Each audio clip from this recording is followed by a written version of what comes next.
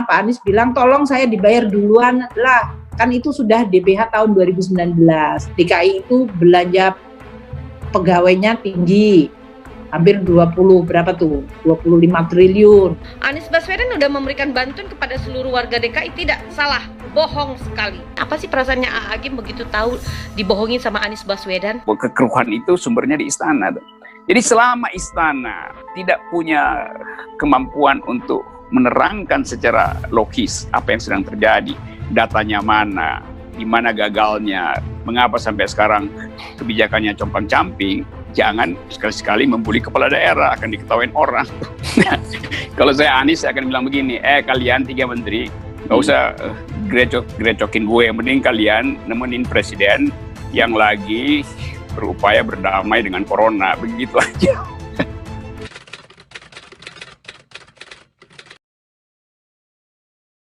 Nah, teman-teman, hari ini Nyai mau memberikan sebuah pencerahan, ya, pencerahan ini dan sekalian menjawab kenyinyiran, kebawelan para kadrun. Tahu kan kadrun itu yang jidatnya hitam, ya, celana cingkrang dan berotak bodoh. Jadi kalau orang yang pintar, orang cerdas bergabung jadi kadrun, itu lama-lama jadi bodoh dan mulutnya selalu menyebarkan fitnah dan ujaran kebencian kepada pemerintahan Jokowi. Itu pasti kadrun. Jadi kalau ada yang mencaci maki pemerintahan Jokowi, itu udah pasti kadrun bodoh, ya. Tahu kan kadrun bodoh. Jadi mau dia apapun title-nya, kalau udah masuk jadi kadrun jadi bodoh, ya. Nah, Nyai akan mengupas tuntas kenapa kenyinyiran kadrun ini. Mereka tuh selama ini kan lagi nyinyir nih masalah bantuan dari presiden. Kenapa sih di kantongnya tuh harus ada banget tulisan bantuan dari presiden, bantuan dari Kemensos? Itu kan uang negara, emang uang negara gitu loh, ya. Dulu waktu SBY memberikan bantuan kepada masyarakat di Sinabung juga ada tulisan bantuan presiden. Kenapa kadrun gak ribut? Oh, tapi beda kali ya. Pada waktu itu kadrun kenyang duitnya kan, nggak lapar gitu. Kalau sekarang kan kadrun pada kelaparan karena Jokowi orang jujur. Nah, sorry ya, Nyai agak bersemangat karena kalau udah bicara kadrun itu antara Nyai emosi dan kadang tenggorokan Nyai gatel karena malas banget Nyai bahas mereka itu sebenarnya. Tapi Nyai harus menjelaskan kenapa harus ada tulisan bantuan presiden dan bantuan dari Kemensos supaya tidak diklaim oleh para kadrun itu bantuan dari Anies Baswedan, Gubernur Pemprov DKI. Ya, karena mereka ini kan lagi mau menaikkan ratingnya Anies Baswedan, ya kan? Nah, kenapa harus ditulis? Memang itu kan bantuannya dari pemerintah pusat, bukan dari Pemprov DKI, bukan dari Gubernur seiman. Ya, itu wajar kok presiden tulis ada bantuan dari presiden. Nyai sih setuju-setuju aja biar nggak diklaim orang, biar nggak disalahgunakan. Nah, jadi kan para kadrun ini kan selalu ngaku-ngaku ngeklaim, ya, selalu membangga-banggakan Anies Baswedan. Buktinya Anies Baswedan itu sekarang udah nyerah dan minta tolong kepada Kemenq dan Kemensos untuk memberikan bantuan kepada warga DKI. Padahal dulu waktu itu dia ngomong ke Agim bahwa dia akan ngasih 1,1 juta jiwa warga DKI bantuan seperti daging ayam, daging sapi, beras, mie instan, minyak, gula, DLL lah ya waktu itu ya kalau nggak salah. Tapi ternyata tidak ada daging ayam, tidak ada daging sapi. Dan Nyai mau bertanya, apa sih perasaannya Agim begitu tahu dibohongin sama Anies Baswedan, ya kan? Tapi nggak tahu lah ya, kalau mungkin bagi Agim mah Anies mah benar, walaupun bohong juga pasti benar, ya. Nah, lalu Nyai ini beberapa hari ini Nyai memberikan bantuan kepada warga-warga yang baik yang ada di DKI, di Kabupaten Bogor, di Depok, dan di Bekasi. Itu Nyai turun langsung ketemu sama aparat desa, Nyai langsung distribusikan kepada warga-warganya. Dan itu Nyai pesankan kepada seluruh kepala desa, RT RW wajib diberikan kepada orang-orang yang betul-betul membutuhkan, janda-janda miskin, orang-orang yang kena PHK, para pengontrak, perantau yang terdampak oleh penyebaran COVID-19 yang memang hidupnya susah sekali. Ya, karena kan kita tahu terkadang kan banyak yang nakal-nakal, ya. Nih bantuan datang nih dari pusat, tuh nggak didistribusikan dengan baik gitu loh. Malah kadang ada disimpan buat keluarganya dulu, ya kan. Kadang dikutil-kutilin dulu isi-isinya, padahal isinya lengkap, ternyata begitu dikasih hanya berapa macam. Itu banyak terjadi. Kenapa Nyai kawal ketat sekali? Makanya kalau ada orang yang meminta bantuan kepada Nyai, akan Nyai kawal ketat dan Nyai akan ada di situ dan langsung melihat pendistribusiannya. Karena Nyai bertanggung jawab kepada pemerintah, kepada Kemensos dan kepada Presiden. Ya, jadi kalau ada yang bilang ada tuh rektor bilang katanya Anies Baswedan udah memberikan bantuan kepada seluruh warga DKI, tidak, salah, bohong sekali. Ya, Nyai jadi saksinya karena belum lama Nyai baru mendistribusikan untuk Jakarta Timur dan Jakarta Barat juga bantuan dari Kemensos dan Presiden. Ya. Jadi jelas ya, jadi kalau misalnya ada yang bilang Anies Baswedan udah memberikan kepada seluruh warga DKI, itu tidak ada. Justru dia udah kewalahan, makanya minta bantuan kepada Presiden, kepada pusat. Fitrah manusia, kalau berbuat dosa nggak kepingin orang lain tahu. Lagi berbuat maksiat, nggak ada. Yang ada lagi umroh. Yang ada sedang hadir kajian Ustadz Syafiq. Itu adanya tuh model-model kayak gitu. Sedang di kafe. Nggak bakal dia tuh. Kecuali orang-orang yang mujahir fisqan. Itu memang seperti itu. Tapi hati-hati. Tujuan teman kita mengumbar amal itu apa?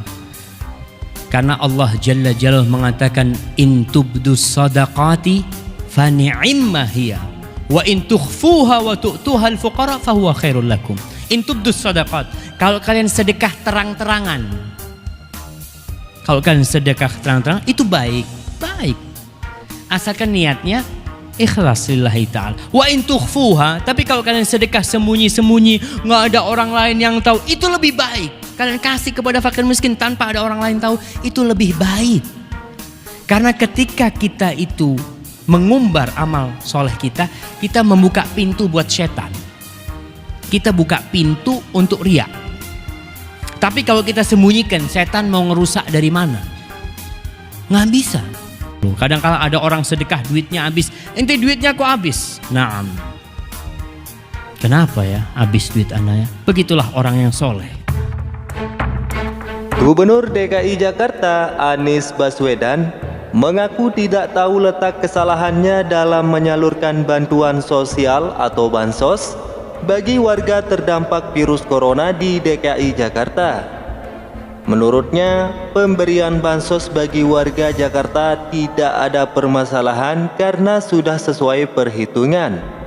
Hal itu diungkapkan Anies Baswedan saat menyampaikan klarifikasi terkait kritikan 3 menteri soal penyaluran bansos di DKI Jakarta. Sebelumnya 3 menteri yang mengkritik Anies, yakni Menteri Keuangan Sri Mulyani, Menteri Sosial Juliari Batubara, dan Menteri Koordinator Bidang Pembangunan Manusia dan Kebudayaan atau Menko PMK Muhadjir Effendi.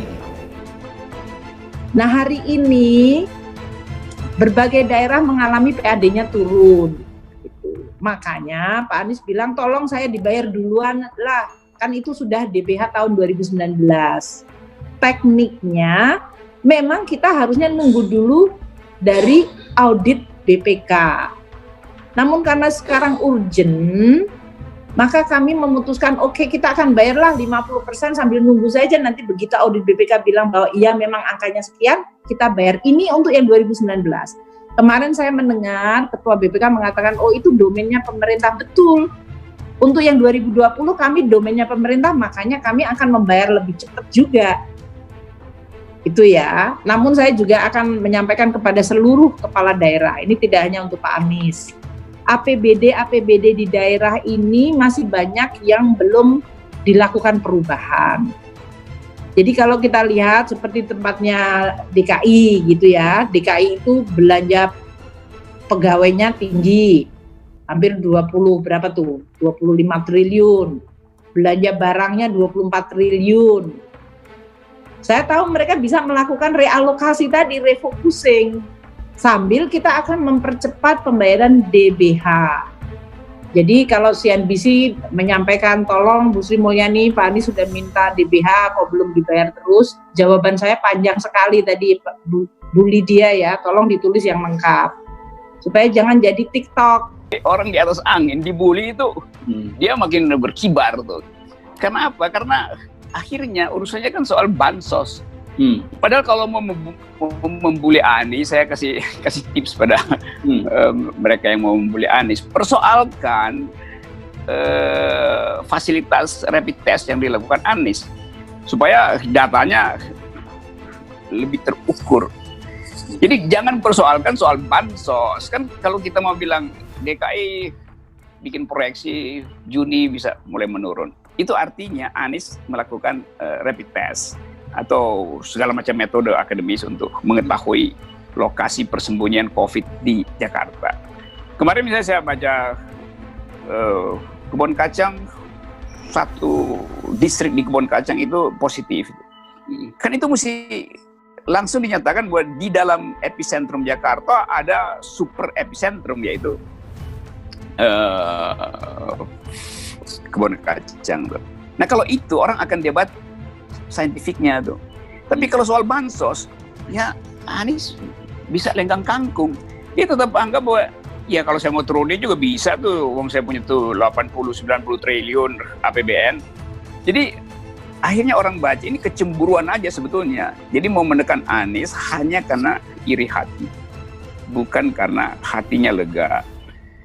Itu soalnya. Di belakang itu ada politik yang luar biasa. Ya mungkin banyak orang yang menganggap bahwa Anies harus dihentikan pamer-pamer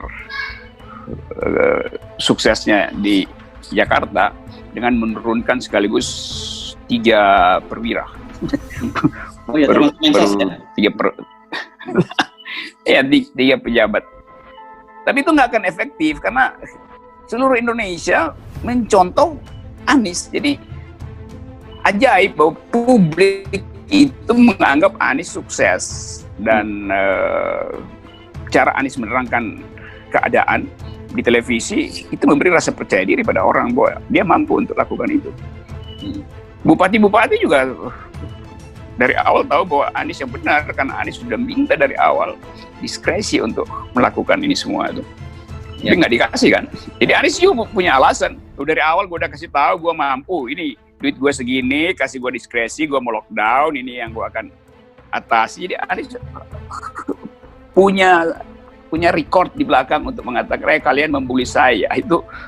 Itu terlambat. Dari awal saya udah ajukan proposal dan sekarang sekalian sebetulnya ikuti proposal saya. Jadi nggak usah bully-bully gue gitu. Ini permainan public opinion-nya begitu. Saya kira Anies nggak terganggu. Saya nggak pro Anies, tapi saya cuma mau menganggap bahwa kerjaan menteri-menteri membuli Anies itu kayak menggarami laut itu, berupaya untuk membuat air keruh, padahal orang anggap bahwa kekeruhan itu sumbernya di istana. Jadi selama istana tidak punya kemampuan untuk menerangkan secara logis apa yang sedang terjadi, datanya mana, di mana gagalnya, mengapa sampai sekarang kebijakannya compang-camping, jangan sekali-sekali membuli kepala daerah, akan diketawain orang. Kalau saya Anies, saya akan bilang begini, kalian 3 menteri, nggak usah gerecokin gue, mending kalian nemenin presiden yang lagi berupaya berdamai dengan corona, begitu aja. Jadi bikin ribut yang nggak ada gunanya. Ya, nggak. Tapi mengapa formula itu tetap dilakukan dalam situasi ini? Bukankah kita sejak awal juga selalu bilang harusnya terjadi kerjasama antara pusat dan daerah. Kalau toh terjadi persoalan yang mereka nggak usah dibicarakan di publik toh. Itu kan publik juga akan menangkapnya dengan bukan dengan seperti Anda sebut, bukan malah menjatuhkan Anies, tapi malah menaikkan posisi dia gitu. Mengapa ini masih terus berlangsung? Begini, itu kan semua bermula dari gentleman agreement. Di dalam rapat kabinet, pembagian kerja antara pemerintah pusat dan pemerintah daerah. Anies ada di situ, kemudian Anies mengiyakan pembagian itu. Tetapi jangan lupa, ini darurat. Jadi Anies tidak terikat pada kesepakatan itu. Karena dia punya diskresi untuk melakukan hal yang menurut dia di tingkat lokal bisa berubah dari waktu ke waktu. Kan sama juga dengan pemerintah pusat kan berubah-ubah kebijakannya. Jadi kalau Pak Menko PMK menganggap PMK ingkar janji, itu bukan ingkar janji, itu adalah kebijakan yang berubah karena ada fakta yang berubah. Jadi diskresi Anies tidak membatalkan janji dia, justru dengan diskresi itu janjinya dia itu bisa lebih diefektifkan. Kira-kira begitu jalan pikiran Gubernur DKI. Jadi ya mungkin hari ini dia bikin rapat, dia bilang ya udah biarin aja deh orang mau marah-marah, wong situasi ini jelas diskresi saya sebagai gubernur.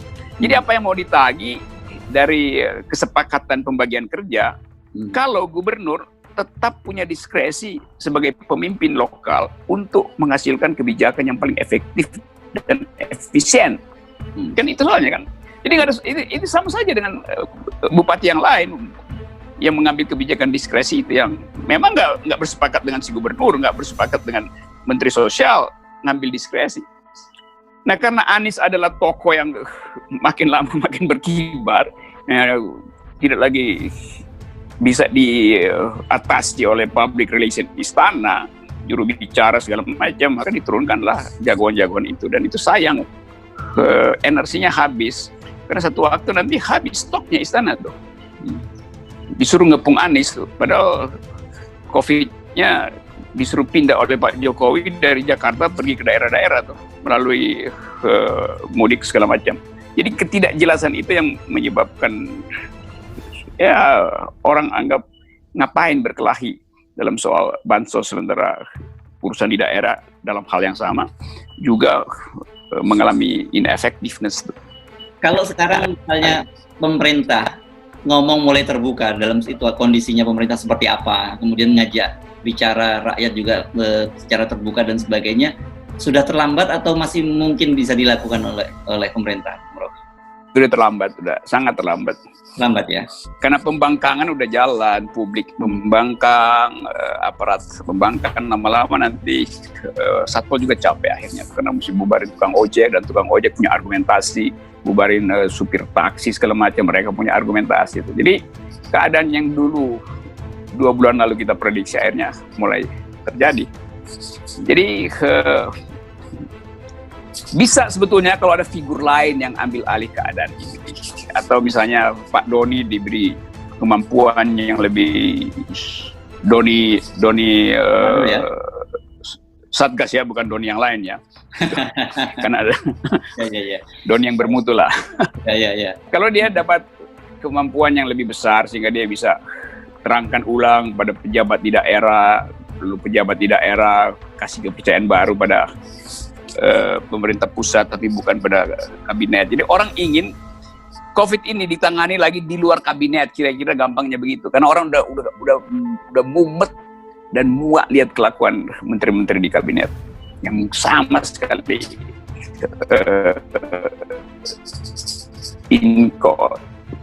inkonsisten dan tidak ada koordinasi. Itu bisa terjadi tuh kalau ada semacam kepemimpinan baru sementara aja untuk mengambil alih isu ini. Ya nggak usah ikut Brasil yang dulu militer semi mengkudeta presiden supaya disuruh tutup mulut, militer yang ambil alih penanganan. Tapi itu contoh bahwa kalau mau efektif ya mesti ada a new kind of leadership yang khusus punya kemampuan untuk mempersuasi publik untuk menerima kenyataan dan bukan menyerah dan ingin berdamai dengan corona, dengan COVID. Sinyal ini kan buruk bagi internasional, akan anggap ini gila, ini apa kalian berdamai, kita capek-capek ya mau mengupayakan supaya seluruh dunia pandemi ini diatasi secara universal, kok ada yang mau berdamai kan? Ini disebut pandemi kan bukan soal Indonesia, soal dunia.